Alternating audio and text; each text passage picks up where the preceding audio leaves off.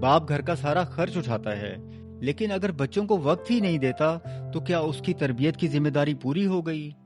ہمارے معاشرے میں اکثر سمجھا جاتا ہے کہ باپ کا کام صرف پیسے کمانا اور گھر چلانا ہے، اور بچوں کی تربیت وہ ماں سنبھالے۔ لیکن کیا باپ کی ذمہ داری صرف خرچہ دینے تک ہے؟ اسلام ہمیں صرف گھر چلانا نہیں، بلکہ گھر والوں کی فکر اور انہیں آخرت کے عذاب سے بچانے کی ذمہ داری کا احساس بھی دلاتا ہے۔ نبی صلی اللہ علیہ وسلم نے فرمایا، تم میں سے ہر شخص ذمہ دار ہے اور اس سے اس کی ذمہ داری کے بارے میں پوچھا جائے گا۔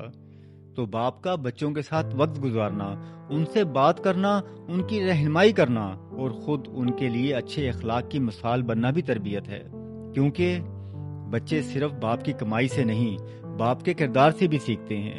والد کا کام صرف یہ نہیں ہے کہ بچوں کے لیے کچھ چھوڑ کر جائے، بلکہ یہ بھی ہے کہ بچوں کو کچھ بنا کر جائے۔